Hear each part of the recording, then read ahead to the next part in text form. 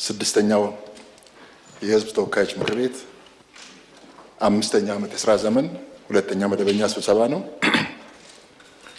በሕገ መንግስቱ አንቀጽ 58 ንዑስ አንቀጽ 1 እና በምክር ቤቱ የአሰራርና የአባላት ስነ ምግባር ደንብ አንቀጽ 22 ንዑስ አንቀጽ 2 መሰረት ከአባላት መካከል 420 የተገኙ ስለሆነ ምልዓተ ጉባኤ ተሟልቷል።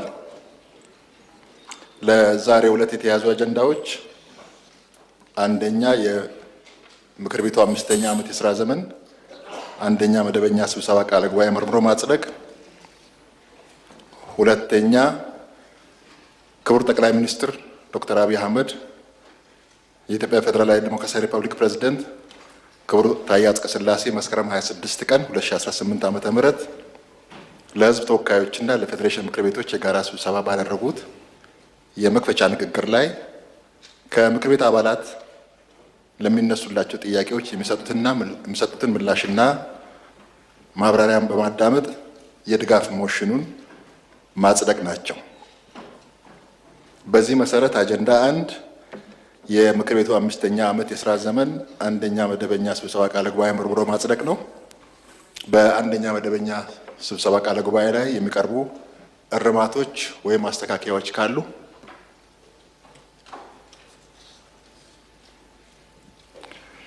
እርማት ወይም ማስተካከያ ከሌለ የአምስተኛው ዓመት አንደኛ መደበኛ ስብሰባ ቃለ ጉባኤ መጽደቁን የምንደግፍ። አመሰግናለሁ። ተቃውሞ፣ ድምፅ ታቅቦ የለም።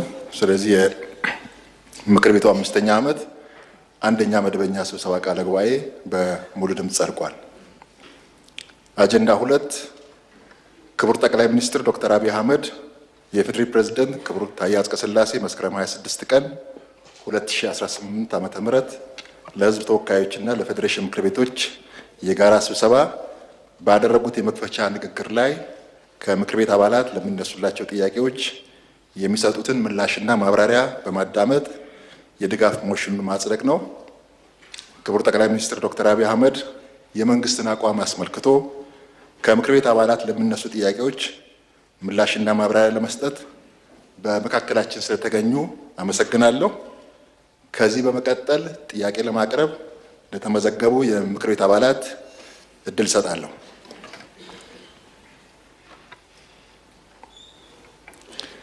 አንደኛ የተከበሩ አቶ መለሰ መና።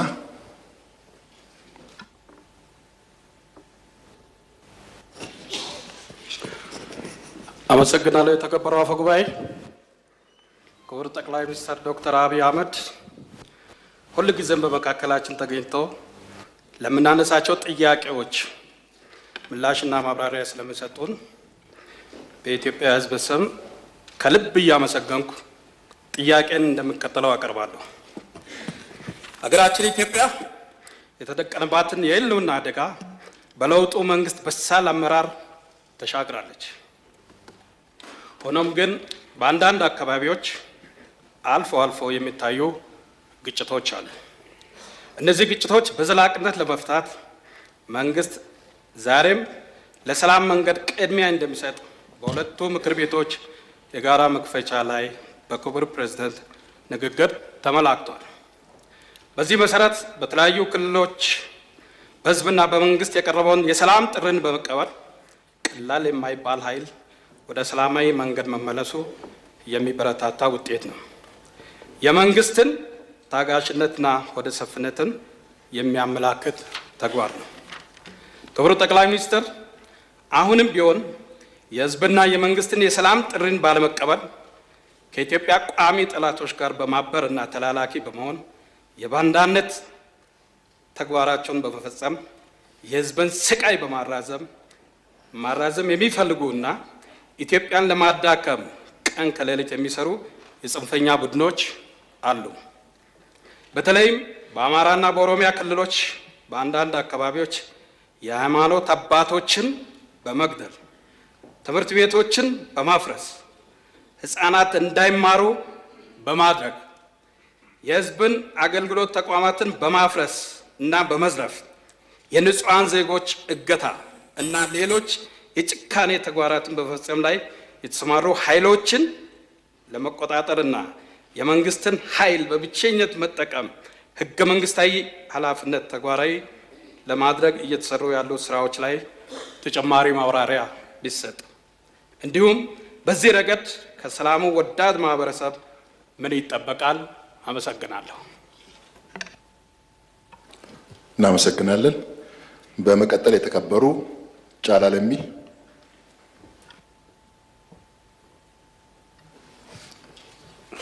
አመሰግናለሁ። የተከበሩ አፈ ጉባኤ፣ ክቡር ጠቅላይ ሚኒስትራችን ዶክተር አብይ አህመድ፣ ክቡር ፕሬዝዳንት ታዬ አጽቀሥላሴ በሁለቱ ምክር ቤቶች የጋራ መክፈቻ ስነ ስርዓት ላይ የመንግስታችንን የ2018 ዓ.ም ዋና ዋና የትኩረት መስኮች በተመለከተ ያደረጉትን ንግግር መነሻ በማድረግ የምክር ቤት አባላት ለሚያነሱት ጥያቄዎች ማብራሪያና ምላሽ ለመስጠት በመካከላችን በመገኘቱ እጅግ በጣም አመሰግናለሁ። በክቡር ፕሬዝዳንቱ የሁለቱ ምክር ቤቶች የመክፈቻ ንግግር ላይ እንደተመላከተው እንደ ሀገር አዎንታዊና ዘላቂ ሰላም ለማረጋገጥ መንግስት ሰፋፊ ስራዎችን እየሰራ መሆኑ ግልጽ ነው። ከነዚህ ተግባራት ውስጥ አንዱ የፖለቲካ ባህሉን ለመቀየር የተጀመረው ስራ ነው። የመጠፋፋት ፖለቲካ፣ የብሽሽቅና በስሜት የመጋለብ ፖለቲካ እንዲሁም እኛና እነሱ የሚል ከፋፋይና እጅግ ኋላ ቀር ፖለቲካ ኢትዮጵያችንን ብዙ ዋጋ ያስከፈለ ልምምድ እንደሆነ ይታመናል።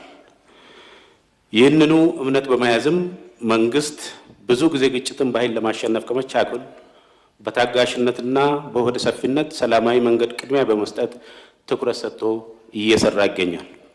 በዚሁ የጸና እምነቱ የእርቅና የሰላም መንገድን በመከተል የሀገራችንን ሰላም አስተማማኝ ለማድረግ በርካታ ስራዎችን እየሰራ መሆኑ ይታወቃል። ለዚህም አንዱ ማሳያ የፕሪቶሪያ ስምምነትና በስምምነቱ እየተገኙ ያሉ ውጤቶች ተጠቃሽ ናቸው። ይሁን እንጂ የፕሪቶሪያውን ስምምነት ወደ ጎን በመተው ከሀገሪቱ ሕግና ስርዓት ባፈነገጠ መልኩ በአዛውንቶቹ የሚመራው የህወሓት ቡድን እና አንጃው ከጦርነቱ አዙሪት ውስጥ ላለመውጣት ባላቸው ፍላጎት በሌሎች ክልሎችም ያሉ ጽንፈኛ ቡድኖችን ጭምር በመጠቀምና ከኢትዮጵያ ቋሚ ጠላቶች ጋር በማበር የትግራይን ህዝብ ዳግም ወደ ስቃይ ለማስገባት በየቀኑ የጦርነት ድግስ ሲያወጁ ይስተዋላል። ክቡር ጠቅላይ ሚኒስትር፣ ይህንን ህገወጥ ጦር ሰባቂ ቡድን አደብ ለማስገዛትና ግዛዊ አስተዳደሩን በማገዝ ክልሉ ሰላማዊ እንዲሆን ምን እየተሰራ ይገኛል? በተጨማሪም አንዳንድ መረጃዎች እንደሚጠቁሙት የህወሓቱ የአዛውንቶች ቡድን ከሻዕቢያ ኃይሎች ጋር ግንባር ፈጥረው ለጥፋት እየተንቀሳቀሱ መሆኑ ይሰማል። በመሆኑም ሉዓላዊነታችንን የሚዳፈር የሻዕቢያ እንቅስቃሴ ለመግታት እየተሰሩ ያሉ ስራዎችና በአጠቃላይ አሁናዊ የትግራይ ክልል የሰላም የጸጥታና የፖለቲካ ሁኔታ በምን ደረጃ ላይ እንደሚገኝ ማብራሪያ ቢሰጡ አመሰግናለሁ። እናመሰግናለን። በመቀጠል የተከበሩ ተስፋን ቦጋለ። አመሰግናለሁ። የተከበሩ አፈ ጉባኤ፣ ክቡር ጠቅላይ ሚኒስትር አብይ አህመድ፣ ዶክተር አብይ አህመድ፣ የህዝብ ተወካዮች ምክር ቤት አባላት ለምናነሳቸው ጥያቄዎች ምላሽ ለመስጠት በመካከላችን ስለተገኙ እያመሰገንሁ ጥያቄ እንደሚከተለው አቀርባለሁ። በኢትዮጵያ አገረ መንግስት ግንባታ ሂደት ውስጥ ከታዩ ጉልህ ስብራቶች ውስጥ አንዱና ዋነኛው ከፖለቲካ ባህላችን ጋር የተያያዘው ጉዳይ ነው። ስብራቱንም ለመጠገን ፖለቲካችን የሀሳብ ግብይት ላይ እንዲያተኩር መንግስት በቁርጠኝነት እየሰራ ይገኛል። በክቡር ፕሬዝዳንቱ ንግግር ላይ እንደተመላከተው በየአካባቢው የሚታዩ በኃይል ስልጣንን ለመቆጣጠር የሚደረጉ ጥረቶችን በኃይል ለመቋጨት መንግስት ዝግጅቱም አቁም ያለው ቢሆንም የዛሬ ግጭትን በማሸነፍ ውስጥ ለነገ ትውልድና ቂምና ቁርሾ አናወርስም በሚል መርህ መንግስት በዛሬ ብልሃትና ትዕግስት ለነገ ሰላም የሚያተርፉ አካሄዶችን መርጧል። ይህንን ከግብ ለማድረስ በሀገራችን እየተተገበረ የሚገኘው አንዱ መንገድ አካታች ሀገራዊ ምክክር ማድረግ ሲሆን ሂደቱ አሁን ላይ ወሳኝ ምዕራፍ ላይ መድረሱን የሕዝብ ተወካዮች ምክር ቤት በየጊዜው በሚያደርገው ክትትልና ድጋፍ ስራዎችን ማረጋገጥ ችሏል። ክቡር ጠቅላይ ሚኒስትር፣ በታሪካችን ለመጀመሪያ ጊዜ የተከፈተውን ይህን እድል ውጤታማ እንዲሆንና ከማን ምን ይጠበቃል፣ እንዲሁም በምክክር ሂደቱ ለመሳተፍ ፈቃደኛ ያልሆኑ ጥቂት የፖለቲካ ኃይሎችን በተመለከተ የመንግስታዊ አቋም ቢብራራ እጅግ አድርጌ አመሰግናለሁ። እናመሰግናለን። በመቀጠል የተከበሩ ሙባረክ ኤልያስ።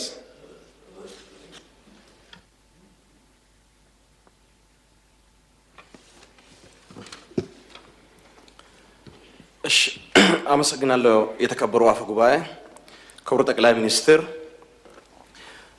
ሚኒስትር የኢፌዴሪ ክቡር ፕሬዝዳንት ታዬ አጽቀሥላሴ መስከረም 26 ቀን 2018 ዓ.ም ለሁለቱም ምክር ቤቶች የጋራ ስብሰባ ያቀረቡትን የመክፈቻ ንግግር በተመለከተ የመንግስትን አቋም ለማንጸባረቅ በመካከላችን ስለተገኙ እያመሰገንኩ ጥያቄን እንደሚከተለው ባጭሩ አቀርባለሁ። ክቡር ጠቅላይ ሚኒስትር፣ በመንግስት የተሟላ የማክሮ ኢኮኖሚ መሻሻያ በማድረግ የኢኮኖሚ ስብራቶችን የሚጠግኑና ወደ ብልጽግና የሚያደርሱን ፈጣንና መጠነ ሰፊ የኢኮኖሚ መሻሻያዎችን ተግባራዊ በማድረግ በክቡር ፕሬዝዳንት ንግግር ላይ ተመላክቷል። ተጨባጭ ውጤቶችም እንደተገኙበት በሐሳዊ መረጃ ተደግፎ ቀርቧል። ሆኖም ግን ከኢኮኖሚ መሻሻያው ጋር ተያይዞ ከሚነሱ ስጋቶች መካከል የመንግስት ወጪ መቀነስ። ክቡር ጠቅላይ ሚኒስትር፣ እንደ አጠቃላይ የማክሮ ኢኮኖሚ መሻሻያ ሂደቱና የመጪው ጊዜ ተስፋ ላይ ተጨማሪ እናመሰግናለን። በመቀጠል የተከበሩ አዝመራ አንዴሞ።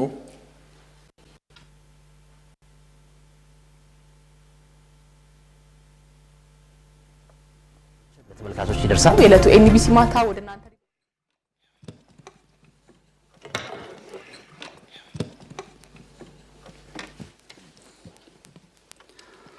አመሰግናለሁ። ተከበሩ ዋና አፈ ጉባኤ፣ አመሰግናለሁ። ክቡር ጠቅላይ ሚኒስትር በእኛ መካከል ዛሬ ተገኝቶ በክቡር የሀገራችን ርዕሰ ብሔር ወይም ፕሬዝዳንት የቀረበውን የሁለቱ ምክር ቤቶች የቀረበው መክፈቻ ንግግር ላይ የመንግስትን አቋም ለማራመድ ስለመጡ ጥያቄን በቀጥታ ከመሄድ በፊት አንድ ሀሳብ ለማንሳት ነው። የዛሬ 11 ዓመት አባይ ግድብን ለመጎብኘት እድሉ ነበረኝ። ከ11 ዓመት በኋላ ከምክር ቤታችን አመራሮች ጋር ከ10 ቀን በፊት ጎብኝተናል። ታላቅ አካባቢ ሳይሆን አገር ሆኖ በማየት እዛ አካባቢ ያለው ለውጥ ብቻ ሳይሆን ለዘመናት የነበረውን ኢፍትሐዊነትን አሽቀንጥሮ በመጣል ፍትሐዊነት በሀገራችን ስለተተካ ትልቅ አክብሮት አለኝ።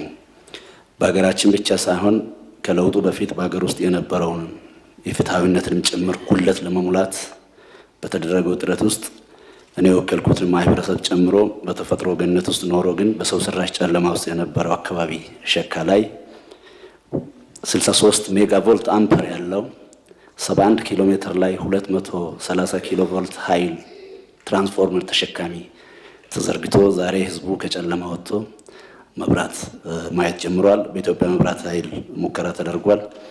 ይሄ ለውጡ በአገር ውስጥም የነበረውን የፍትሐዊነት ጉድለት እየሞላ ፍትሐዊነትን ለማረጋገጥ እየሄደ ያለው ሂደት ውስጥ የለውጡ አመራር እየሰጠ ያለው ፍትሐዊ አመራር እነቱ ላይ ትልቅ አክብሮት ስላለኝ በማህበረሰቡ ስም ምስጋና ላቀርብ ፈልጋለሁ። በአካባቢውም ወረድ ብሎ ሪቫኑን ቆርጦ የድል ብስራት ከህዝቡ ጋር ይቋደሳሉ የሚል እምነት ይኖረኛል። ይህም ብዬ አገራችን ቁልፍ የታሪክ ምዕራፍ ላይ ትገኛለች። መንግስት አገር ከገባችበት የህልውና አደጋና ዘርፈ ብዙ ፈተናዎች በማውጣት በዘላቂነት ችግሮችን በመቅረፍ አስተማማኝ ሀገራዊ እድገት ለማምጣት እና ጠንካራ አቅም ለመፍጠር የሚያስችሉ ውጤቶች እና እድሎች እየፈጠረ እንደሚገኝ በክቡር ፕሬዝዳንት ንግግር ላይ ተመላክቷል።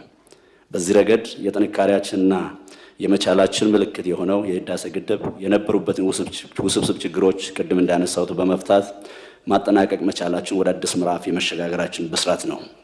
የህዳሴ ግድባችንን ባስመረቅን ማግስት የጋዝ ምርት ማውጣታችን ብሎም ከወጣው በእጅጉ የሚልቅ ሁለተኛ ምዕራፍ ማስጀመራችን ሀገራችን ማዳበሪያ ከግዢ የምትላቀቅበት ማምረቻ ግንባታ መጀመራችን፣ የ1000 ሜጋዋት ኃይል ከጋዝ የሚመነጭ ፕሮጀክት መጀመራችን፣ የኦይል ሪፋይነሪ ፕሮጀክት በታሪካችን ለመጀመሪያ ጊዜ መጀመራችንና ሌሎች ትላልቅ ፕሮጀክቶችን ወደ ውጤት ከቀየርናቸው የሀገራችንን ታሪክ እስከ ወዲያኛው እንደሚቀይሩት ይታመናል። መታመን ብቻ ሳይሆን ልጆቻችን ይኖሩበታል። ክቡር ጠቅላይ ሚኒስትር፣ ሀገራችን የተፈጥሮ ሀብቷን በአግባቡ ለመጠቀም በሚያስችል መልኩ የጋዝ ምርትና የኦይል ሪፋይነሪ ፕሮጀክት መጀመሯ ለኢትዮጵያውያን ትልቅ ብስራት እንደመሆኑ መጠን እነዚህ ፕሮጀክቶች የውጭ ምንዛሬን ከማዳን ከስራ ዕድል ፈጠራና ሀገራችንን ከተረጅነት በማላቀቅ ነገያችንን ከመበየንና አጠቃላይ ኢኮኖሚያችንን ከማነቃቃት አኳያ ያላቸው ፋይዳ በዝርዝር ለኢትዮጵያ ሕዝብ ይገለጽ። በሌላ በኩል በሀገራችን በቀጣይ ዓመታት ከሚገነቡ ግዙፍ ፕሮጀክቶች ውስጥ የአፍሪካ ግዙፉ የኢትዮጵያ አየር ማረፊያ በቢሾፍቱና ከ1.5 ሚሊዮን በላይ ቤቶች ተገንብቶ ለዜጎች እንደሚተላለፍ ተገልጿል። በተለይ የቤት አቅርቦትን ለማሻሻል የተያዘው እቅድ እንዲሳካ በመንግስት በኩል እየተሰሩ ባሉ ስራዎች ዙሪያ ተጨማሪ ማብራሪያ ቢሰጥ እላለሁ። እጅግ አመሰግናለሁ። እናመሰግናለን። በመቀጠል የተከበሩ አረጋሽ ክፍሌ።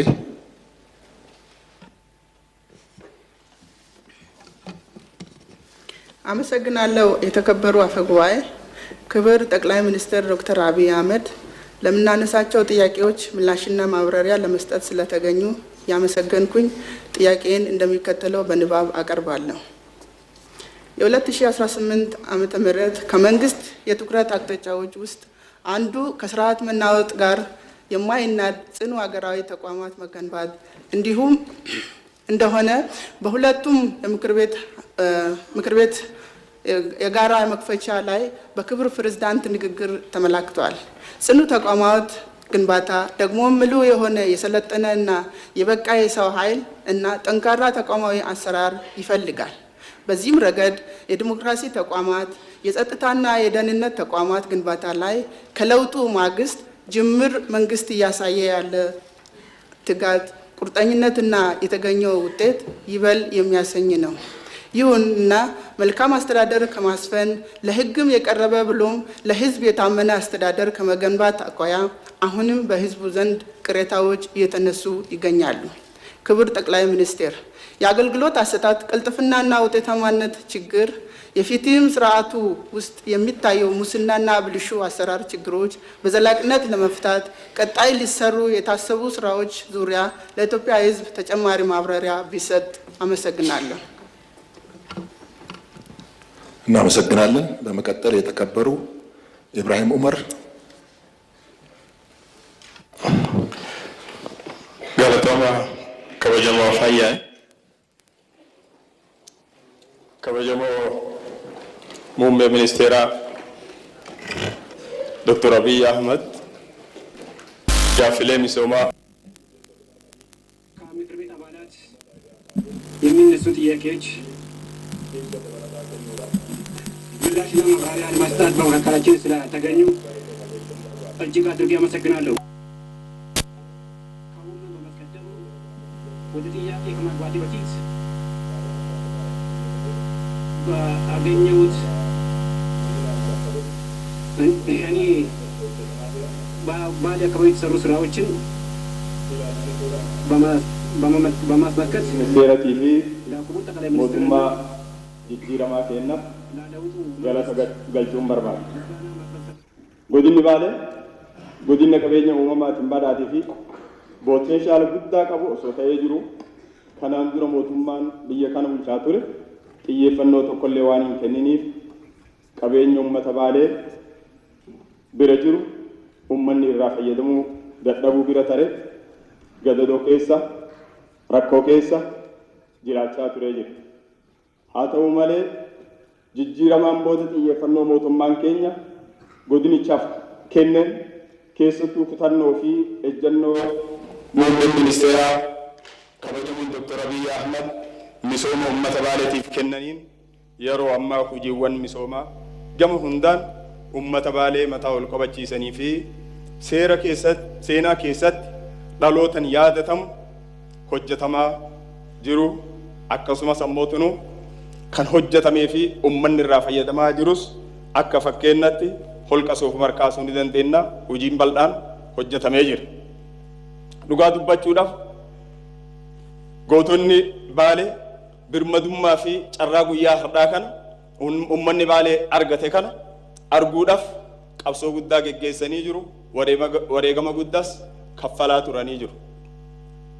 Kana keessatti gootonni Baalee akka jeneraal Waaqoo Guutuu gabrummaa hiddaan buqqifna dadhabnu ilmatti guddifna jedhan akkasuma ammoo tunu akka Haaji Adam Saaddoo iccitiin garaanu baate garatti nu deebite jechuudhaan xalayaa nyaachuudhaan liqimsan kan akka Haaji Isaaq Daadhii Tarree bara rakkoo san keessatti uummanni Baalee sirna walqixxummaatii fi walqixa misoomuu har'a argate kana gaafachuudhaaf jecha biyyaa bahee biyyee tahee biyya ambaatitti hafaa kan turee fi jeneraal Hussein Bunee xiiqiidhaan qabsoo guyyaa kana arguudhaaf bosonatti galanii uffata dhabuudhaan baala mukaa uffatanii jijjiirama guyyaa kana akka arganiif hojii guddaa qabsaawaa geggeessaa turanii isinii fi mootummaan keessan mootummaan jijjiirama bu'aa qabsoo guyyaa sanii bu'aa tilmaama gootota Baalee yeroo sanii waan taataniif baga gammaddan isiniin jechuu barbaada. Kanuma wal qabatee uummanni godina Baalee rakkoo keessa ture irraa ka'ee jijjiirama amma dhufe kan muummee ministeeratii fi mootummaa jijjiirama galata nuti isaaniif qabnu biraan nu gahe jedhanii waan natti dhaamataniif maqaa kabajamaa miseensota mana marii kanaatiin irra deebiidhaan muummee ministeeraa akkanaa galateeffatan kabajaadhaan isin gaafata.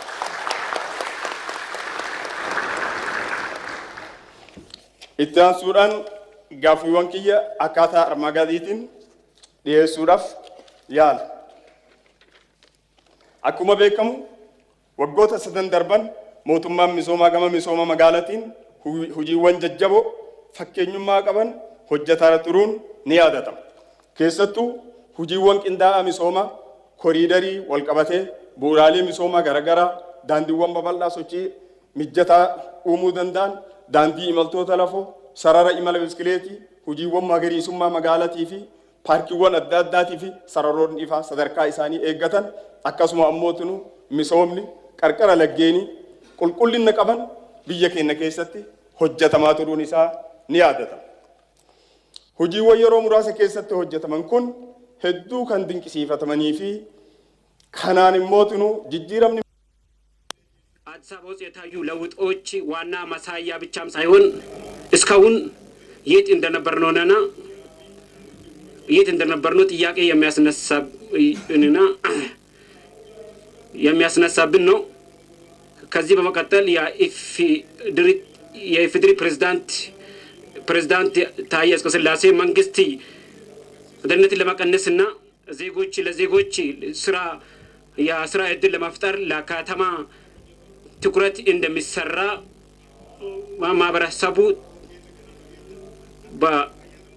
ማህበረሰቡ ተጠቃሚ እንደሚሆን ተገልጾ ነበር። ይሁን እንጂ አንዳንድ ከተሞች ውስጥ የልማት አፈጻጸም ከኮሪደር ጋር ተያይዞ የተለያዩ ቅሬታዎች ሲነሱ ይታያሉ። ህንፃዎችና የመሰረተ ልማቶች ሲፈርሱ የከተማ ነዋሪ በሙሉ አቅም አለማየታቸውና ግንዛቤ አለማኖራቸው በአጠቃላይ አፈጻጸሙ ተመሳሳይ አለመሆኑ ይህንን ስራ የኡሙ ኒያርግ ከወጀሞ ሙሜ ሚኒስቴራ hanqinaalee raawwii misoomaa qindaa'aa koriidarii keessatti mul'atan kan karaa guutuu ta'een furuudhaaf kallattiin mootummaan qabatee irratti ibsa dabalataa akka nuu kennitan isin gaafadhaa galatooma.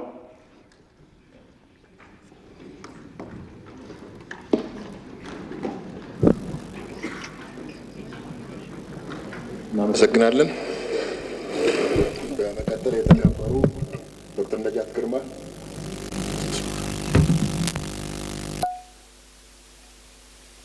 ናለሁ።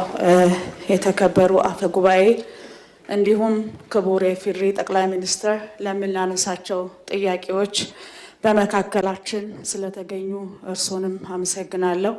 ሀገራችን ከገጠሟት በርካታ ውጣ ውረዶች ውስጥ ዘርፈ ብዙ ችግሮቿን ለመፍታት ወደ ተጨባጩ ብልጽግና ጉዞ የሚወስዷትን ታላላቅ ፕሮጀክቶች የጀመረችበት ከውጭና ከውስጥ ብዙሃንን ያስደመመው ህዳሴ ግድባችን የተጠናቀቀበት ሁኔታ የእርሱ ታላቅ የመሪነት ጥበብና የአመራር ቁርጠኝነት ምስጋና ይገባዎታል። ፈጣሪ እንዲሆን ምኞቴን እያቀረብኩ ወደ ጥያቄ እገባለሁ። ክቡር ጠቅላይ ሚኒስትር፣ የኑሮ ውድነትን ለማሻሻል በተደረገው ተከታታይ ጥረት የዋጋ ንረት በ2016 በጀት ዓመት ሰኔ ወር ላይ 19.9 በመቶ ሆኖ ተመዝግቦ የነበረ ሲሆን በ2017 በጀት ዓመት ሰኔ ወር ላይ የ3 ነጥብ ቅናሽ በማሳየት 13.9 በመቶ ሆኖ መመዝገቡና የመንግስት ሰራተኛ ደሞዝ ማሻሻያ በማድረግ 4760 የነበረውን ዝቅተኛ ደሞዝ ወደ 6000 ብር ማሳደግ መቻሉን በክቡር ፕሬዝዳንት ንግግር ላይ ተጠቅሷል።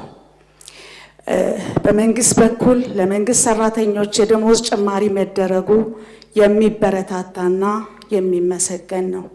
ነገር ግን ክቡር ጠቅላይ ሚኒስትር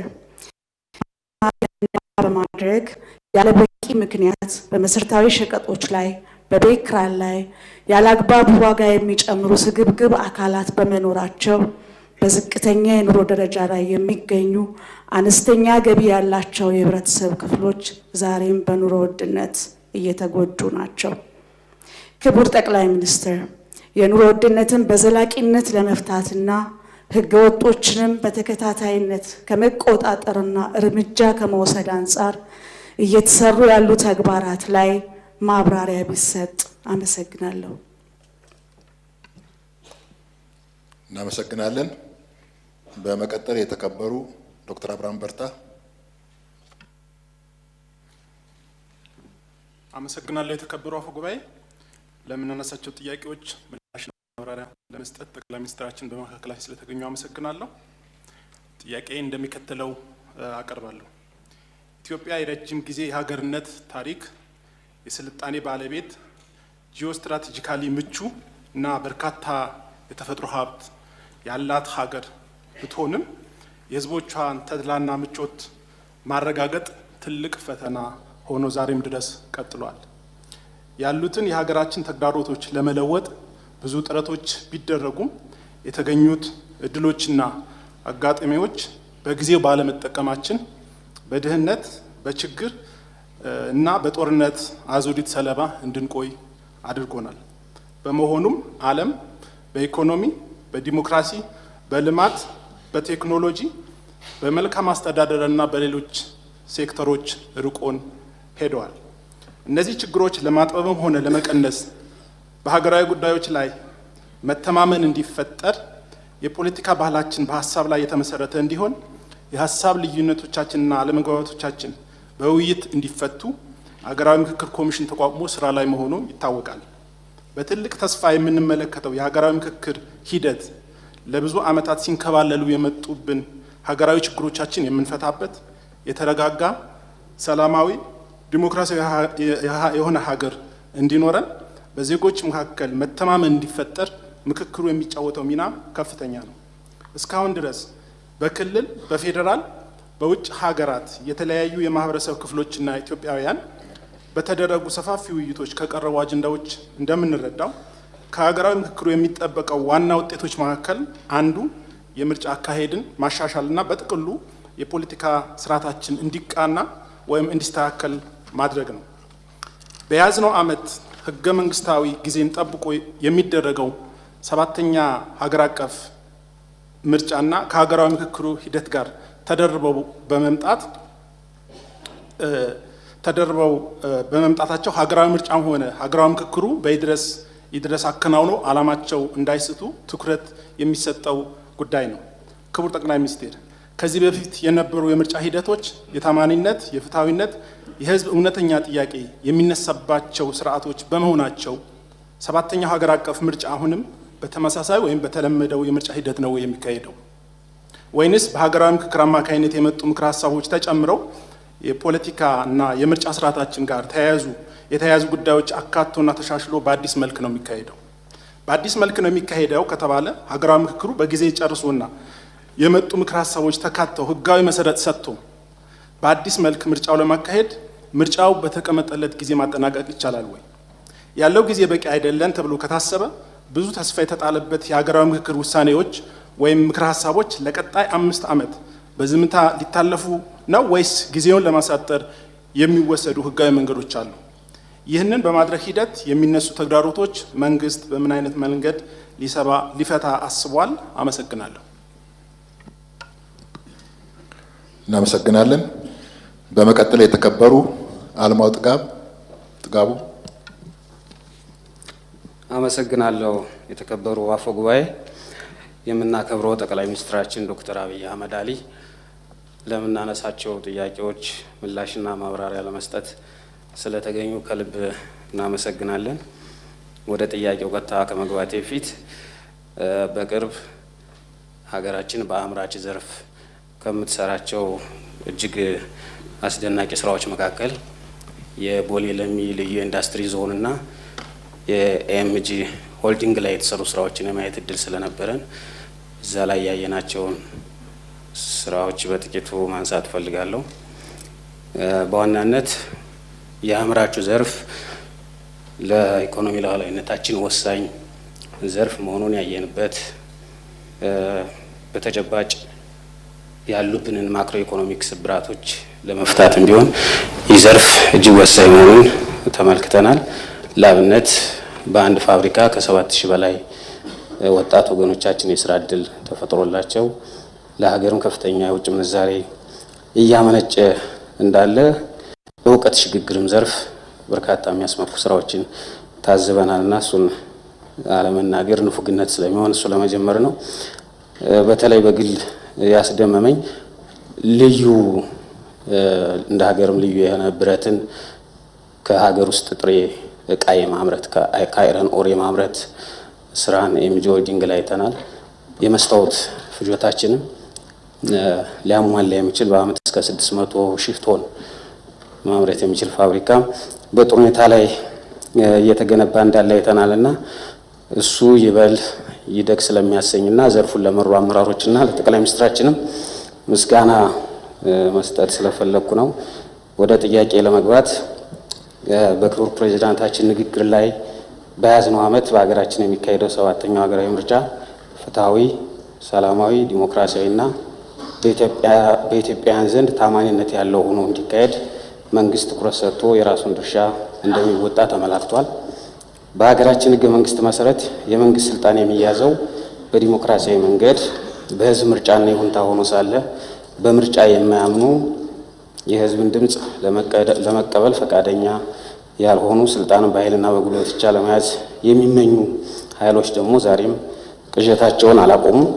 በተለያዩ የማህበራዊ ሚዲያ አማራጮች የህዝብ አመጽ ለመቀስቀስ የሚንቀሳቀሱና ኋላ ቀር የፖለቲካ አስተሳሰብ ያላቸው ጽንፈኛ አካላት ምርጫ እንደማይካሄድ እና አስቻይ ሁኔታ እንደሌለ አስመስለው እየቀሰቀሱ ይገኛሉ። ክቡር ጠቅላይ ሚኒስትር፣ የቀጣዩ ምርጫ በክቡር ፕሬዚዳንቱ ንግግር እንደተጠቀሰው ሰላማዊ፣ ተአማኒና ፍትሃዊ እንዲሆን በመንግስት በኩል ምን እየተሰራ ይገኛል? ከባለድርሻ አካላትስ ምን ይጠበቃል? በተለይ አመጽን እና ሁከት መንገድ መርጠው መርዛማ ፕሮፓጋንዳ በየዕለቱ የሚረጩ የጥፋት ኃይሎችን በጋራ ለመመከት ከእያንዳንዱ ዜጋ ምን ይጠበቃል? አመሰግናለሁ። እናመሰግናለን። በመቀጠል የተከበሩ ሹሩቤ ገመዲ።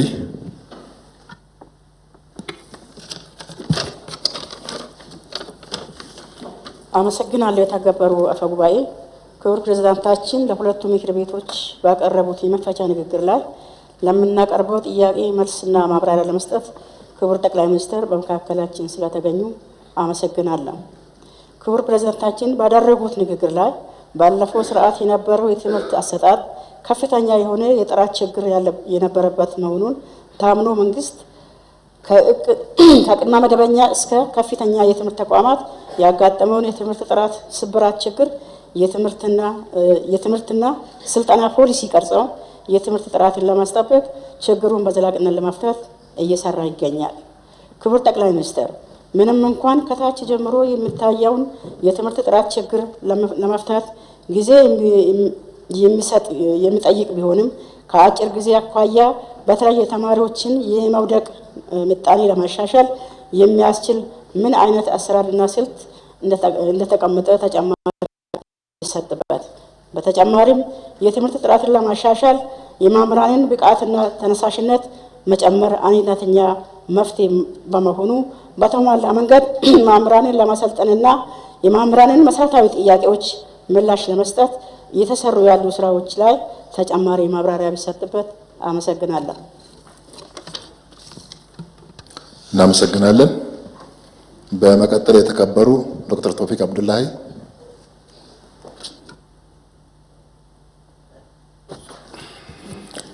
አመሰግናለሁ። የተከበሩ አፈ ጉባኤ እንዲሁም ጠቅላይ ሚኒስትር ዶክተር አብይ አህመድ መስከረም 26 2018 ክቡር ፕሬዝዳንት ታዬ አጽቀሥላሴ ለሁለቱ ምክር ቤቶች መክፈቻ ጉባኤ ባቀረቡት ንግግር ዙሪያ ለምናቀርባቸው ጥያቄዎችና አስተያየቶች በመገኘቱ ልባዊ ምስጋናዬን አቀርባለሁ። ጥያቄን በሚከተለው መልክ አቀርባለሁ። በአሁኑ ጊዜ የሀገራችን የጂኦ ስትራቴጂ ቁመና ሙሉ በሙሉ ተቀይሯል። ከኩስመናም ወደ ተለወጠ ቁመና ተሸጋግሯል። ይቅርታ የለሽ በሆነው ታሪካዊ ስህተት የባህር በራችንን አጥተናል። የባህር በር ለኢትዮጵያ የህልውና የእድገትና የብልጽግና ጥያቄ ነው። የባህር በር ጥያቄያችንን በእርስዎ በጠቅላይ ሚኒስትራችን በሰላምና በሰላም መንገድ ብቻና በሰጥቶ መቀበል መርህ ላይ የተመሰረተ እንደሆነ በተደጋጋሚ ተገልጿል። በተደጋጋሚ በመገለጹና የባህር በር የማግኘት ታሪካዊና ተፈጥሯዊ መብታችንን ከፍ አድርገን እንደ ሀገር በማንሳታችን ምክንያት ፍትሐዊ ጥያቄያችንን በጎረቤት ሀገራት በዓለምም ወዳጅ ሀገራትና መሪዎች ዘንድ ቅቡልነት ማግኘቱ ትልቅ ስኬት እንደሆነ በክቡር ፕሬዝዳንት ታዬ አጽቀሥላሴ የመስከረሙ ንግግር ተመላክቷል። ክቡር ጠቅላይ ሚኒስትር፣ የኢትዮጵያ የባህር በር ፍላጎት ከጎረቤታችን ኤርትራ ጋር ባለው ግንኙነት አውደ ውስጥ እንዴት ይታያል? የሻዕቢያ ቡድን የኢትዮጵያን ፍትሐዊ ጥያቄ ለማዛባት የሐሰት ፕሮፓጋንዳ የሚነዙና የሚያሰራጩ ኃይሎችን አሰማርተዋል። በሀገራችንም ውስጥ ግጭቶች እንዲባባሱ ተግቶ ከመስራት ጀምሮ የተለያየ አፍራሽ ሙከራዎችን እያደረገ ይገኛል። በመሆኑም ከዚህ የሀገር ሉዓላዊነት ከሚጥስ የሽብር ድርጊት እንዲታቀቡ ይህ የሻዕቢያ ጸረ ሰላም ኃይል እኩይ ተግባርና ድርጊት በቀጠናው ሰላምና ደህንነት ላይ የደቀነውን አደጋ የአፍሪካ ወንድሞችና የዓለም አቀፍ ማህበረሰብ እንዲገነዘቡ በመንግስት በኩል እየተሰሩ ባሉ ስራዎች ማብራሪያ ቢሰጡን። አመሰግናለሁ። እናመሰግናለን። በመቀጠል የተከበሩ ዶክተር መኮንን ጎሌሳ። እሺ፣ አመሰግናለሁ። የተከበሩ አፈ ጉባኤ፣ ክቡር ጠቅላይ ሚኒስትር በማዕከላችን ተገኝተው ለምናነሳቸው ጥያቄዎች ምላሽና ማብራሪያ ለመስጠት ስለተገኙ አመሰግናለሁ። ወደ ጥያቄ ከመግባቴ በፊት ትንሽ አስተያየት መስጠት እፈልጋለሁ። ሀገራችን ኢትዮጵያ የረጅም ጊዜ ታሪክ ያላት፣ ከነዚህ ውስጥ በተለይ የራሷን ፊደልና የቀን መቁጠሪያ ያላት ሀገር በተለያዩ ጊዜ የሚደርስባትን የወራሪዎች ጥቃት መልሳ መክታ ዳር ድንበሯን ሀገሯን ክብሯን ስታስጠብቅ የነበረች ሀገር ስትሆን በስልሳዎቹ ሰባዎቹ አካባቢ መሪዎች በሚከተሉት ስርዓት በተለይ በ66 አካባቢ 66 77 አካባቢ ተነስተው በነበሩት ረሃብ እና ድርቅ የሀገሪቱ ክብር የተዋረደበት ሁኔታ እናስታውሳለን። አሁን ከዛን ጊዜ ጀምሮ እርግጥ ሲደረጉ የነበሩ ጥረቶች አሉ። ነገር ግን ክቡርነቶ ክቡር ጠቅላይ ሚኒስትር 2010 ወደ ስልጣን ከመጡበት ጊዜ ጀምሮ ያቺ ወርዳ የነበረችው የሀገሪቱ ክብርና ሞገስ አሁን ከፍ እያደረጉ ያሉበትን ሁኔታ ነው እያስተዋልን ያለ ነው። ይህን ስል በተለይ ልመናን የመሰለ የሚያዋርድ ነገር የለምና በተለይ ስንለምን የነበረው ስንዴ በራሳችን አምርተን ወደ ኤክስፖርት ማውጣት መቻላችን እንደ አንድ ትልቅ ነገር ነው። ለድርቁ መነሻ ምክንያት የሆነው በተለይ የአየር መዛባቱን ለማስተካከል ደግሞ የተጀመረው የዚህ አረንጓዴ አሻራ ሌጋሲ ትልቅ ለውጥ እያመጣ እንደሆነ ከዚህ ጋር በተያያዘ በተለይ ከኮሪደር ልማቱ ጋር በተያያዘ በተለይ በክልል አካባቢ የምንገኝ ህዝቦች ስለ የተሻለ ነገር ሲወራ አዲስ አበባን ነበር የምናይ የነበረው። ለነገር በአሁኑ ጊዜ ግን እነዚህ ነገሮች ወደ ታችም ወርደው በክልላችን ማየት በመጀመራችን ይህ ሁሉ እየሆነ ያለው ክብርነቶ እየሰጡት ያሉት የአመራር ጥበብና ብቃት በመሆኑ ምክንያታዊ ሆኜ ምስጋናዬን ማቅረብ እፈልጋለሁ። አመሰግናለሁ። ክቡር ጠቅላይ ሚኒስትር በስድስተኛው የፓርላማ መክፈቻ ንግግር ላይ ክቡር ፕሬዝዳንቱ ካደረጉት ንግግር አንዱ የዚህ አባይ ግድብ መመረቅና በተለይ ለሌሎች የሀገሪቱን ልማት ወደ ላቀ ደረጃ የሚያሻግሩ ፕሮጀክቶች እንደ ማዳበሪያ ፋብሪካ አሁን ከነዳጅ ማምረት ጋር የተያያዙ ሌሎች እቅዶች መጀመራቸውን ነበር የገለጹት። እንግዲህ እስካሁን በጅምር ላይ ያሉት ልክ እንደ አባይ ግድብ አልቆ ማየት እንደምንጀምር እርግጠኛ ሆኜ ነው የምናገረው። እያሳዩ ካለው ብቃት ማለት የአመራር ብቃት ይህን ካልኩ የአባይ ግድብ ተገድቦ አልቋል። አባይ ለረጅም ዘመናት በእርግጠኝነት መሬታችንና ወርቃችን እየወሰደ ለጎረቤት ነበር ሲሰጥ የነበረው። ይሄውን ዛሬ ቆሟል። ኢትዮጵያ እንደ ሀገር ብዙ ሳትጠቀም የቆየች ብትሆንም በዚህ ወንዝ ዳርና ዳር ሲኖሩ የነበሩ ህይወታቸውን እዚህ ላይ ትኩረት አድርገው ሲኖሩ የነበሩ ህዝቦች አሉ። በዛ በወንዝ መሙላት ምክንያት ከዛ ያፈገፈጉ አሉ። ስለዚህ ከዚህ ጋር በተያያዘ አሁን በቅርቡ እየሰማን ያለነው ግድቡንም የወንዙንም ከወንዙ መፈጠር ጋር በተያያዘ የተጀመሩ ወደ 28000 ሄክታር መሬት ላይ የሚያርፍ ፕሮጀክት እንደታቀደ የሚል ሀሳብ አለና ጥያቄ በአባይ ግድብ ቀደም ብሎም ጥቅም ሲያገኙ የነበሩ ልዩ ጥቅም ሲያገኙ የነበሩት በዚህ ፕሮጀክት ውስጥ ታቅፈው ልዩ ጥቅማቸው ተከብሮ ተጠቃሚ የሚሆኑበት ምን የታሰበ ነገር አለ የሚል ጥያቄ ነው ያለኝ። አንደኛው ጥያቄ ይሄ ነው። ሁለተኛው እንግዲህ ሀገራችን በተፈጥሮ ማዕድናት በጣም የከበረች እንደሆነ ይታወቃል። ወደ ክልላችን ወደ ቤንሻንጉል ጉሙዝ ክልል ስንሄድ ደግሞ ያ የእውነት ለመናገር ያለው አቅም በሙሉ ወደ ስራ ቢገባ ለክልሉ ብቻ ሳይሆን ለሀገር ሊጠቅም የሚችል እንደሆነ በቅርቡ ክብርነቶም በክልላችን ተገኝቶ ኩርሙክ ላይ የተከፈተው የወርቅ ፋብሪካ አለ።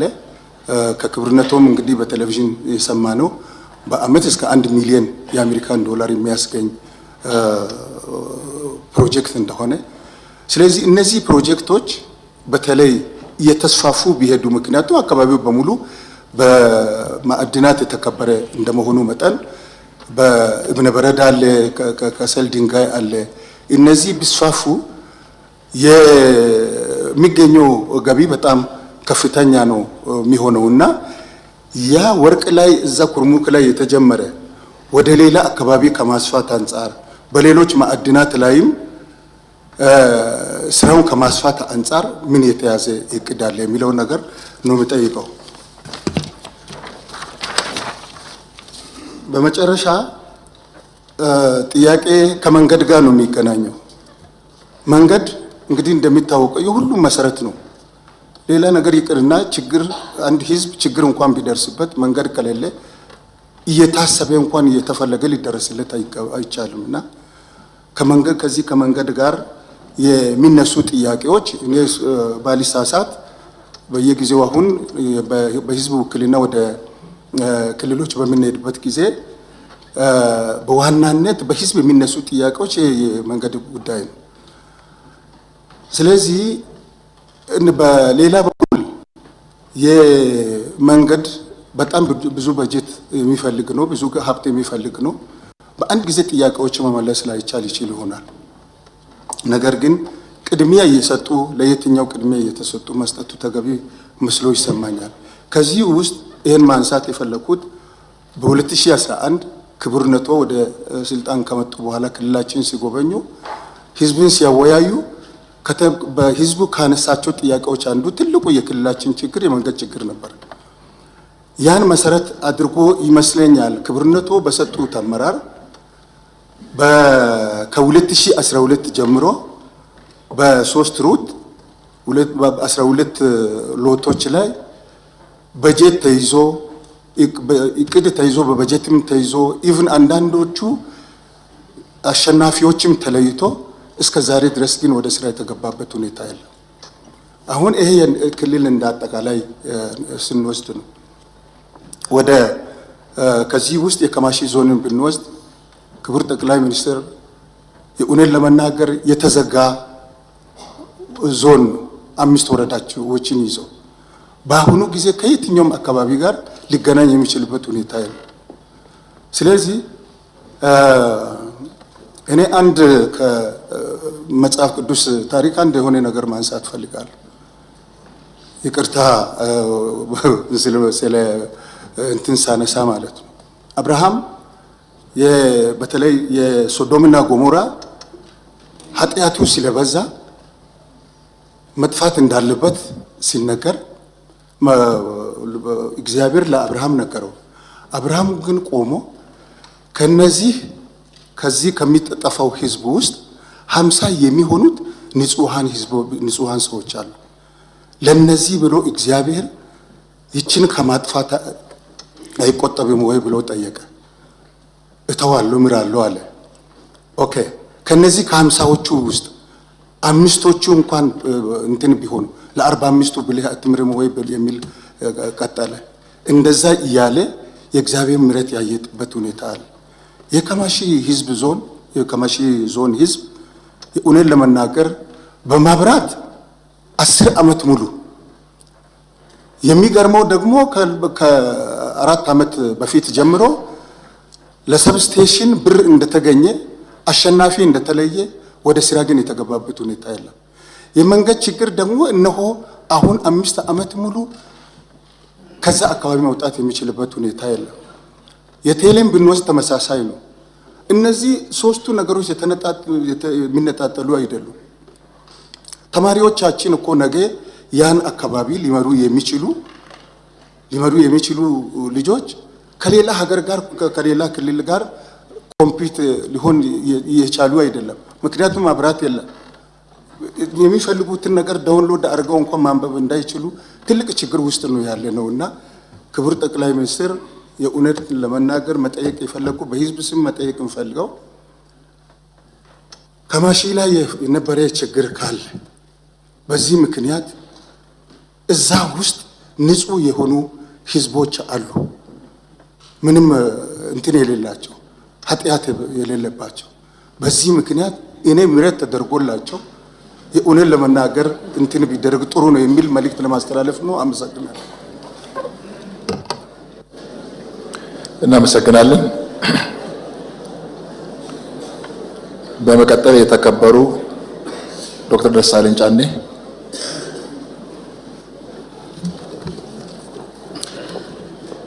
አመሰግናለሁ። የተከበሩ አፈ ጉባኤ፣ ክቡር ጠቅላይ ሚኒስትሩንም ለጥያቄዎቻችን ምላሽ ለመስጠት በመካከላችን ስለተገኙ ማመስገን እፈልጋለሁ። ወደ ከምስጋና ቀጥሎ ወደ ጥያቄዎች ከመግባቴ በፊት እኔም ስለ አባይ መጠናቀቅ አንዳንድ ነገሮችን ማለት እፈልጋለሁ። ስለ ግድቡ የግድቡ መጠናቀቅ ለኢትዮጵያ ትልቅ ድል ነው።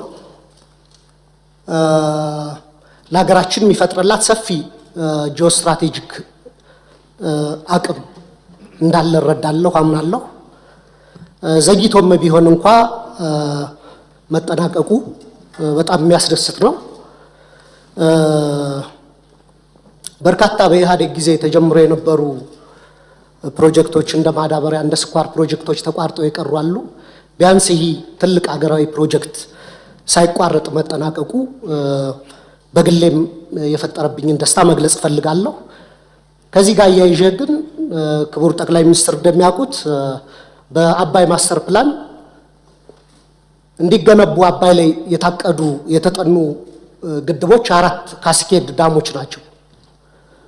የመጨረሻውን ቦርደር ዳሙ ነው የገነባ ነው። ከላይ 3 አሉና ቢያንስ ሁለተኛውን ከላይ ካሉት ከ3ቱ አንዱን ፕሮጀክት ማሰብ ብንጀምርና በእርስዎ ጊዜ ቢያንስ እንደዚህ አይነት የታላቁ የህዳሴ ግድብ አይነት ፕሮጀክት የመሰረት ድንጋይ ቢቀመጥ ነገ ቀጣይ ትውልድ ሊጨርሰው ይችላልና እሱ በዚህ አጋጣሚ እንዲታሰብ ማለት ፈልጋለሁ። በመቀጠል ወደ ጥያቄዎች አልፋለሁ። ክቡር ፕሬዝዳንቱ ለሁለቱ ምክር ቤቶች ያቀረቡት የመክፈቻ ንግግር ብሩህ ተስፋን የተሞላ ቢሆንም በኢትዮጵያውያን የዕለት ከዕለት ህይወት ውስጥ ካለው መሰረታዊ የሰላምና የጸጥታ መናጋት፣ የኑሮ ውድነትና የዲሞክራሲ ምህዳር መጥበብ ከንግግራቸው ይዘት ጋር የሚጣረስ ነው የሚል እምነት አለኝ። በዚህ ዙሪያ የሚከተሉትን 3 ዋና ዋና ጥያቄዎች ለክቡር ጠቅላይ ሚኒስትሩ አቀርባለሁ። የማቀርባቸው ጥያቄዎችም ዛሬም በጨለምተኝነት እንደማይወሰዱ ተስፋ አረጋለሁ። መሬት ላይ ያሉ ተጨባጭ የህዝቡን ጥያቄዎች ማቅረብ ፕራግማቲዝም እንጂ ጨለምተኝነት ሊሆን አይችልም። በግል ፐርሰናል ህይወቴም ቢሆን በፖለቲካ ኤክስፒሪየንስም ጨለምተኛ አይደለሁም፣ ተስፈኛ ነኝ። ጥያቄዎቹን ማነሳ ግን የህዝብ ጥያቄዎች ተገቢውን ትኩረትና ምላሽ እንዲያገኙ ስለሚገባ ነው። ስለዚህ ከ3ቱ ጥያቄዎች የመጀመሪያው በሀገር ውስጥ መረጋጋትና በሰብአዊ መብቶች ዙሪያ ያተኩራል። ክቡር ፕሬዝዳንቱ በንግግራቸው የተቀናጀ የብሔራዊ ጸጥታ ማዕቀፍ ለመፍጠር እየተደረገ ያለውን ጥረት ቢገልጹ በአማራ በኦሮሚያና በተለያዩ ክልሎች ያሉ ጦርነትና ግጭቶች አሁንም ተባብሰው በመቀጠላቸው ብዙዎችን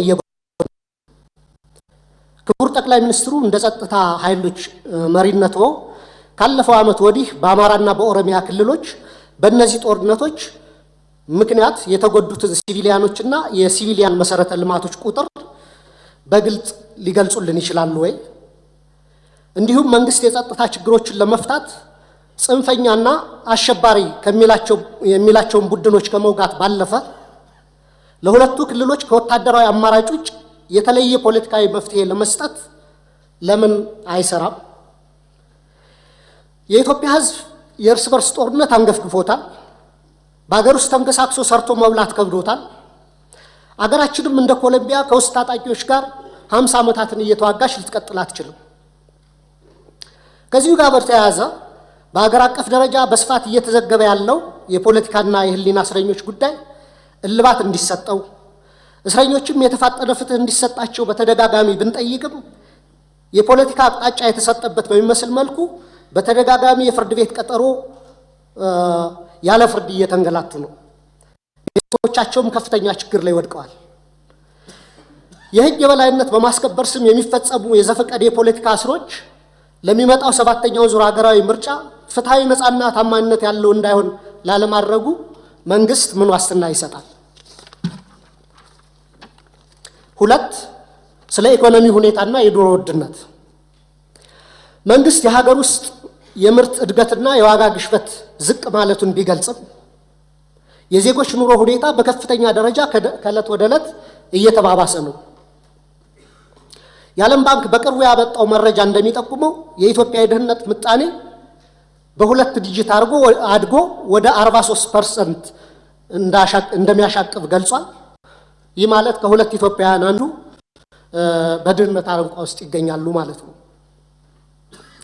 ስለዚህ አንደኛ ኑሮ ውድነትና የድህነት ቅነሳን በተመለከተ መንግስት በሚያቀርባቸው ይፋዊ ስታቲስቲክስና በህዝብ የዕለት ከዕለት ኑሮ መካከል ያለውን ሰፊ ልዩነት እንዴት ሊያብራራልን ይችላል? መሰረታዊ የምግብና የፍጆታ ዕቃዎች ዋጋ መጨመርን ለመከላከልና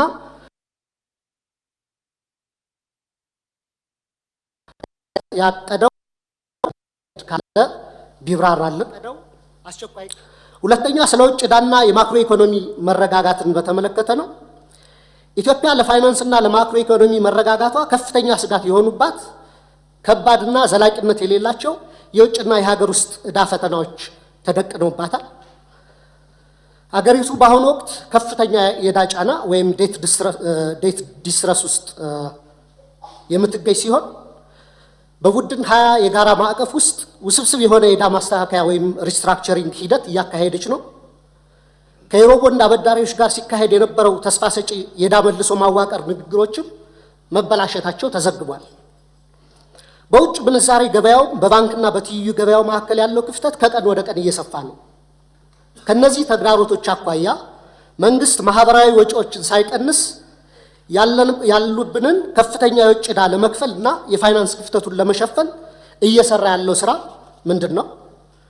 በመጨረሻ ከውጭ ግንኙነትና ባህር በር ጉዳይ የሚያያዙ ነው።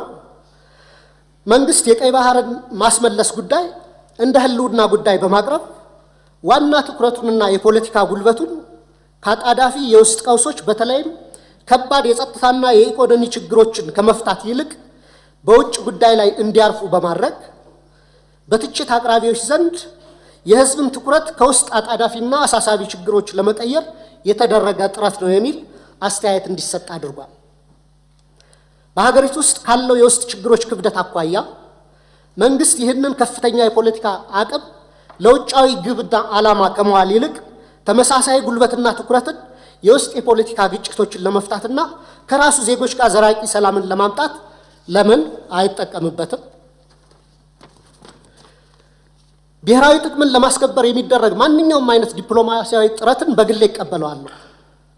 መንግስት ጉዳዩን የመራበት መንገድ ግን 10 ድስት ጥዶ አንዱንም ሳያማስል እንደሚያሳርረው አይነት ነው። መጀመሪያ ከኤርትራ ጋር ሰላም ተፈጠረ፣ የወደብ መጠቀም ውስጥ እንገባለን ተብሎ መንገዶችን ወደ ማደስ ተጀምሮ ነበር። እሱ በምናውቀው መንገድ ተቋረጠ። ከዛ ከሶማሊላንድ ጋር ውል ተፈጸመ።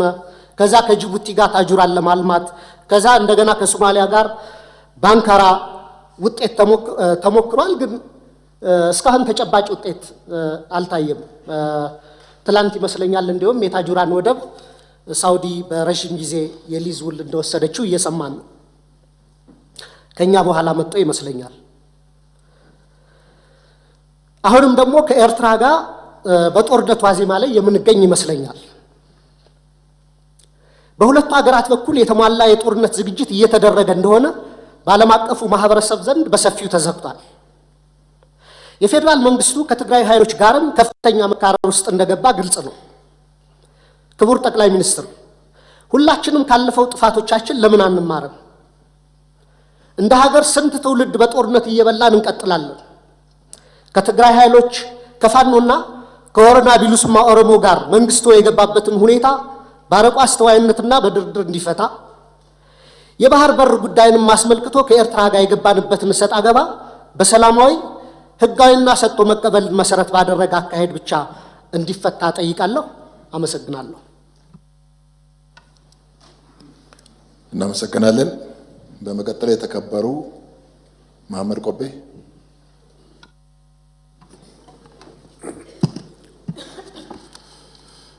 አመሰግናለሁ። የተከበሩ አፈ ጉባኤ፣ እንዲሁም ክቡር ፕሬዝዳንት በሁለቱ ምክር ቤቶች መክፈቻ ላይ ተገኝተው ባቀረቡት ንግግር ላይ ለምናነሳቸው ጥያቄዎች መልስና ማብራሪያ ለመስጠት ክቡር የኢፌዴሪ ጠቅላይ ሚኒስትር ዶክተር አብይ አህመድ በመካከላችን ስለተገኙ ከልብ አመሰግናለሁ። እንደሚታወቀው የሁሌም እድሏ ሁለንተናዊ ማንነቷና መታወቂያ አርማዋ ለጠላት አለመንበርከክ፣ ለችግሮች አለመረታትና ሁሉንም እንቅፋቶች በአሸናፊነት መወጣት የሆነችው ውዲቱና ውቢቷ የታሪክ የባህልና የተፈጥሮ ሀብት ባለጸጋና የጀግና ልጆች እናት የሆነችው ሀገራችን ኢትዮጵያ በእርሶ በአርቆ አሳቢ ልጇ ብልህ አመራርና በክንደ ብርቱ ልጆቿ የተባበረ ጥረት ወደ አዲስና ብሩህ የታሪክ ምዕራፍ መሸጋገር ጀምራለች። ከዘመናት የፖለቲካ እና የኢኮኖሚ የአቅጣጫ ብዥታ ወጣ የጠራ የእድገት ፈር ይዛ መራመድ በመጀመሯም የተደበቀ እምቅ አቅሟ እየተገለጠ ቶሎ የማደግ ተስፋችን እየለመለመና ደረጃ በደረጃ እየተጨበጠ መጥቷል። በዚህ ረገድ የኢትዮጵያ ሕዝቦች የጉልበት፣ የእውቀት፣ የገንዘብ፣ የላብ፣ የእንባና የደም ውጤት የሆነው የታላቁ ህዳሴ ግድብ ግንባታ መጠናቀቅ የኢትዮጵያ ሕዝቦች ከተደመርን፣ ከተባበርን፣ ተስማምተንና ተደማምጠን ተናበንና እጅ ለእጅ ተያይዘን የአገር ጥቅምን አስቀድመን ከሰራን ምንም የሚሳነን እንደሌለ ያረጋገጠ ታሪካዊ ክንውን ነው። ይህ ድል የፈጠረብን ልዩ ደስታና ከፍተኛ የመነሳሳት ስሜት ልባችንን እያሞቀ ባለበት ሁኔታ እርሶ እዛው በግድቡ የታሪክ ምንጣፍ ላይ ቆመው ለህዝብ ያበሰሯቸው ሜጋ ፕሮጀክቶችና በየልማት መስኩ መመዝገብ የጀመሩ የብልጽግና መሰረቶች እንደዚሁም የወል ትርክትን በማጉላትና አብሮነታችንን በማጠናከር ረገድ እየታዩ ያሉ ተስፋ ሰጪ ሁኔታዎች የአገራችን የማንሰራራት ዘመን የማዕዘን ድንጋዮች በመሆናቸው ልዩ ግምት የምንሰጣቸው ናቸው። ከዚህ አንጻር የፓርላማ አባላት በሰሞኑ ጉብኝታችን በቦሌ ለሚ የኢንዱስትሪ ፓርክ ውስጥ ወደ ስራ በገቡ ዘመናዊ ፋብሪካዎችና በክቡር አቶ አብዱል ሐኪም መሐመድ ባለቤትነት በተቋቋመው ኤኤምጂ ሆልዲንግስ ዘርፈ ብዙ የግል የኢንዱስትሪ ፓርክ ውስጥ ያየነው አስደናቂ የኢንዱስትሪ አብዮት የተስፋ ችቦ ከሌሎች የልማት ስራዎቻችን ጋር ተዳምሮ አገራችን ወደ አዲስ ምዕራፍ እየተሸጋገረች ለመሆኑ አንድ ማሳያ ነው። በእርግጥም በእርሶ አመራር በመንግስትና ለሀገራቸው እድገት በጽናት በቆሙ ዜጎች የጋራ በሀገራችን እየታየ ያለው ለውጥ ብሩህ ተስፋን የፈነጠቀ ብቻ ሳይሆን የሚታይና የሚጨበጥ ነው። ሆኖም ግን እነዚህን ግልጽ የለውጥ ፍሬዎች ለማየት ያልቻሉ በጥላቻና በቅናት የታወሩ ባህር ውስጥ እየኖሩ የማይረጥቡ አሳዎች እንዳሉ እሙን ነው። በጥላቻና በቅናት የታወሩ ባህር ውስጥ እየኖሩ የማይረጥቡ አሳዎች ዓለም ያመነውንና ያደነቀውን የለውጥ ጉዞ የድል ፍሬዎች መካድ ወይም ማየት አለመቻል ማለት ሁለት እጅን ወደ ላይ ዘርግቶ የፀሐይ ብርሃን ምድር ላይ እንዳይደርስ ለመጋረድ እንደመሞከር ያለ ከንቱ ልፋት በመሆኑ በዚህ መስክ የተሰማሩ በከንቱ የሚዳክሩ ወገኖች የሚታዘንላቸው ናቸው። ልፋ ያለው በህልሙ ግንድ ተሸክሞ ሲዞር ያድራል እንዲሉ አይናቸውን በጨው ታጥበው በጥፋት ሚዲያዎች ላይ እየወጡ በቅሎ ሰማይን ስትረቅጥ በአይናችን በብረቱ አይተናል፣ እንዳትወልድም ከረገሟቱ ወገኖች ጋር ነበርን እያሉ ያለ ሀፍረት በሚለፈልፉ የሐሰት ወሬ ፈብራኪና አሉባልታ አራጋቢ መንጋዎች ጩኸት ደማቁ የኢትዮጵያ ወደፊት ጉዞ አይደበዝዝም፣ አይገታምም። ዘመን ሻረውንና ታሪክ ያነወረውን ያረጀ አንግበው ከሕገ መንግሥታዊ አግባብ ውጪ ስልጣንን በኃይል ለመቆጣጠር በሚያልሙና በጌቶቻቸው ከንቱ መፍጨርጨርም የብልጽግና ጉዟችን አይደናቀፍም። ውዲቷ ኢትዮጵያችንን ደማቅ የአፍሪካ የብልጽግና ተምሳሌት ለማድረግ ክቡርነቱ ያለዎትን ራዕይና እምቅ አቅም የተረዱ ሐሳብ አጠር የውድቀት ኃይሎች የአገር መሪንና ሕዝብን ማራራቅ ያስችለናል ብለው ክቡር ማንነቱን ለማጠልሸት ስሙን የጥፋት መዝሙራቸው አዝማች እያደረጉ አብይ አብይ አብይ ያሉ ቀን ከሌሊት በመጮህ ማንነታቸውን ያረከሱ ሁሉ ቅዠታቸው አይሰምርላቸው።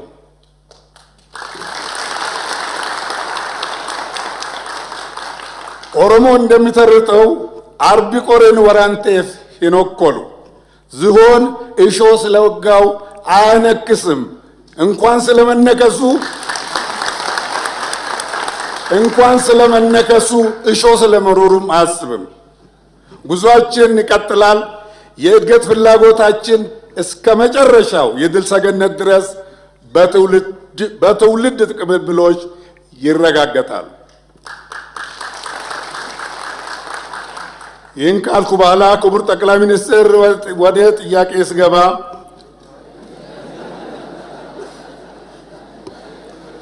በ2018 የመንግስት የትኩረት አቅጣጫ ላይ በግብርና ልማት 6.8% እድገት ለማስመዝገብ ታቅዷል። ግብርና የምግብ ዋስትናን ለማረጋገጥ፣ ለኢንዱስትሪ ግብዓት አቅርቦት፣ ለስራ ዕድል ፈጠራ፣ ከውጭ የሚገቡ ምርቶችን በሀገር ውስጥ ለመተካትና የወጪ ንግዳችንን በሚገባ ለማሳለጥ ያለው ሚና ከፍተኛ ነው። መንግስት ይህንን በሚገባ ተረድቶ በልዩ ትኩረት እየሰራ እንደሚገኝ ይታወቃል። በመሰረቱ ለግብርና ምርትና ምርታማነት እድገት የአፈር ለምነትንና ጤንነትን መጠበቅና ማሻሻል ወሳኝ ነው። ሆኖም ግን የሀገራችን ደጋማና ዝናብ የሚበዛባቸው አካባቢዎች ለሰብል ምርት ምቹ ቦታዎች ቢሆኑም በአፈር አሲዳማነት እጅግ የተጠቁ በመሆናቸው ምርታቸው ከጊዜ ወደ ጊዜ እያሽቆለቆለ ይገኛል። በመሆኑም ክቡር ጠቅላይ ሚኒስትር በ2018 ዓመተ ምህረት የትኩረት አቅጣጫ ላይ ለአፈር ለምነትና ጤንነት ጠንቅ የሆነው የአፈር አሲዳማነት ችግርና መፍትሄው ጎልቶ ያልተቀመጠ በመሆኑ ይህንን የተቀመጠውን ግብ እንዴት ለማሳካት ታስቧል? በተጨማሪም ከተረጂነት ወደ አምራችነት ብሎም የምግብ ሉዓላዊነትን ለማረጋገጥ የተጀመረው ስራ የእስካሁን አፈጻጸም በምን ደረጃ ላይ ይገኛል? አመሰግናለሁ። እናመሰግናለን። በመቀጠል የተከበሩ ገነት ቤቴ።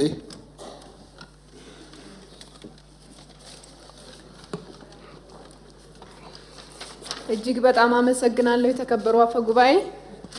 ክቡር ጠቅላይ ሚኒስቴራችን ለምናነሳቸው ጥያቄዎች ምላሽና ማብራሪያ ለመስጠት ስለተገኙ እያመሰገንኩ ጥያቄን ባጭሩ እንደሚከተለው አቀርባለሁ። በጤናው ዘርፍ መከላከልን መሰረት ያደረገ እና አክሞ የማዳን የጤና ፖሊሲን እየተከተልን ከመሆኑም በላይ በዘርፉ በርካታ ተግባራትም እየተከናወነ እንደሚገኝ ይታወቃል። ክቡር ጠቅላይ ሚኒስቴር፣ የመድኃኒት አቅርቦትና አስተዳደር ጉዳይ እንዲሁም የመድኃኒት ዋጋ ውድነት ጋር ተያይዞ ከፍተኛ ውስንነት ይስተዋላል። በመሆኑም በዘርፉ ችግሩን በዘላቂነት ለመፍታት የመንግስት እቅድ ምንድን ነው? በጣም አመሰግናለሁ። እናመሰግናለን። በመቀጠል የተከበሩ ዮሐንስ መስፍን። አመሰግናለሁ የተከበሩ አፈ ጉባኤ፣ እንዲሁም ክቡር ጠቅላይ ሚኒስትር ከተከበረው የሕዝብ ተወካዮች ምክር ቤት ለሚነሱ ጥያቄዎች ምላሽና ማብራሪያ ለመስጠት በመካከላችን ስለተገኙ ከልብ አመሰግናለሁ። ጥያቄም በጽሁፍ እንደሚከተለው ባጭሩ አቀርባለሁ። በክቡር ፕሬዝዳንቱ ንግግር ላይ ባለፉት ዘመናት በሀገራችን የመሰረተ ልማት ተደራሽነት ወደሚፈለገው ደረጃ ባለመድረሱ የኢኮኖሚ እድገታችን ጎድቶታል ተብሎ ተገልጿል። በሀገራችን መሰረተ ልማት ሁለት ግብ ያለው ሲሆን አንደኛው ግቡ የኢኮኖሚ እድገትን ማፍጠንና ማቀላጠፍ ሲሆን ሌላኛው ደግሞ የዜጎችን አኗኗር ማሻሻልና ማዘመን መሆኑ በግልጽ ተመላክቷል። ክቡር ጠቅላይ ሚኒስትር፣ ከፕሮጀክቶች አፈጻጸም አኳያ ባለፉት የለውጥ ዓመታት ብዙ መሻሻል የመጣ ቢሆንም ከትናንት የወረስነው ዕዳ አሁንም ትኩረት የሚሹ ጉዳዮች አሉ። የመንገድ፣ የመስኖ፣ የንጹህ መጠጥ ውሃ፣ የመብራትና የቴሌ ተደራሽነት ጉዳይ በትኩረት መታየት ያለበት ሲሆን በተለይም ተጀምረው በተያዘላቸው ጊዜ ገደብ ያልተጠናቀቁና በተለያዩ ምክንያቶች እየተጓተቱ ህዝብን ለምሬት እየዳረጉ ያሉ ፕሮጀክቶች ተጠናቀው ህዝቡ ተጠቃሚ የሚሆንበትን አግባብ በተመለከተ የተቀመጠ አቅጣጫ ካለ ማብራሪያ ቢሰጥበት እጅግ በጣም አመሰግናለሁ። እናመሰግናለን። በመቀጠል የተከበሩ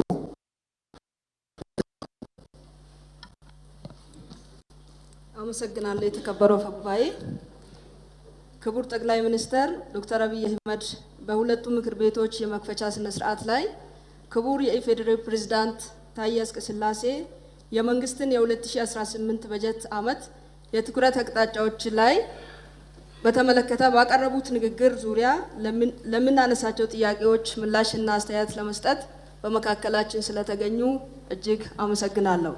ጥያቄዎቼ እንደሚከተለው አቀርባለሁ።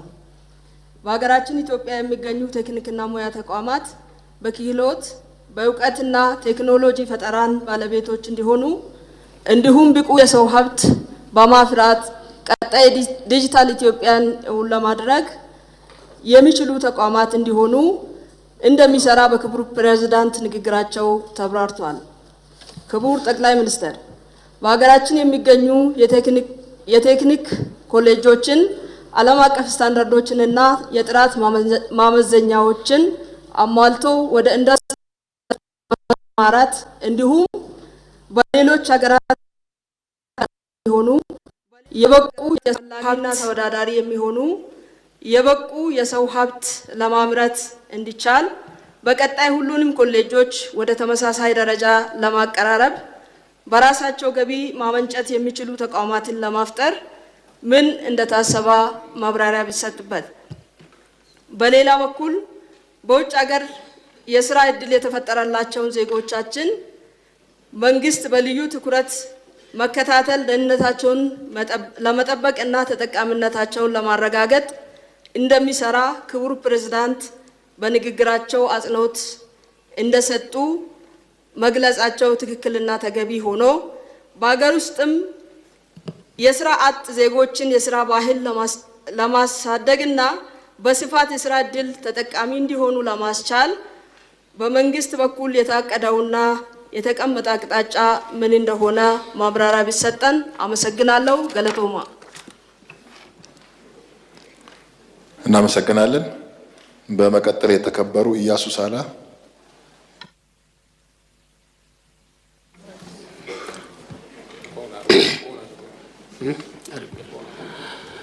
አመሰግናለሁ። የተከበሩ አፈ ጉባኤ፣ እንዲሁም በህገ መንግስታችን አንቀጽ 71 እና በምክር ቤቱ የአሰራርና የአባላት ስነ ምግባር ደንብ ቁጥር 6/2008 አንቀጽ 11(2) መሰረት የኢፌዴሪ ፕሬዝዳንት መስከረም 26 ቀን 2018 ዓ.ም ለሁለቱ ምክር ቤቶች የጋራ ስብሰባ ያቀረቡትን የፌዴራል መንግስት ዓመታዊ ዕቅድን ያመላከተ የመክፈቻ ንግግር ተከትሎ ከህዝብ ተወካዮች ምክር ቤት አባላት ለሚነሱ ጥያቄዎች ምላሽ ለመስጠት እና የመንግስትን አቋም ለመግለጽ ክቡር ጠቅላይ ሚኒስትራችን በመካከላችን ስለተገኙ እጅግ አድርጌ አመሰግናለሁ። ኢትዮጵያ በአባይና በቀይ ባህር መካከል የተፈጠረች አገር ናት። ከአክሱም ዘመነ መንግስት ጀምሮ ያለፈ ታሪካችን የሚያረጋግጠው እድገቷም ይሁን ውድቀቷ ከሁለቱ ውሃዎች ጋር የተሳሰረ መሆኑን ነው። መንግስት ኢትዮጵያን ወደ እነዚህ ውሃዎች በተለይም ወደ ቀይ ባህር ለመመለስ እና ፍትሃዊ ተጠቃሚነትን ለማስፈን ስራ መጀመሩንና እየተገኙ ያሉ ውጤቶች እጅግ ተስፋ ሰጪ መሆናቸው በክቡር ፕሬዝዳንቱ ንግግር ውስጥ ተመላክቷል። ይህንን ፍትሃዊ የሀገርና የህዝብ የዘመናት ጥያቄ በመቃወም የኢትዮጵያ መንግስት ወደ ጦርነት ሊገባ ነው፣ በጎረቤት ሀገር ላይ እርምጃ ሊወስድ ነው፣ መንግስት አጀንዳ ሊያስቀይር ነው የሚሉ በሬ ወለድ አሉባልታ፣ እደግመዋለሁ፣ በሬ ወለድ አሉባልታ የሚረጩ ባዳዎች፣ ባንዳዎችና ጽንፈኛ ተላላኪዎች ዛሬም አልጠፉ። በመሆኑም ክቡር ጠቅላይ ሚኒስትር በዚህ ጉዳይ ላይ ለኢትዮጵያ ህዝብና ለጎረቤት ሀገራት እንዲሁም ለዓለም አቀፍ ማህበረሰብ ተጨማሪ ማብራሪያ ቢሰጡ። አመሰግናለሁ። እናመሰግናለን። ከምክር ቤት አባላት ለተነሱ ጥያቄዎች እና አስተያየቶች ምላሽና ማብራሪያ እንዲያቀርቡ ለክቡር ጠቅላይ ሚኒስትር ድል እንሰጣለን።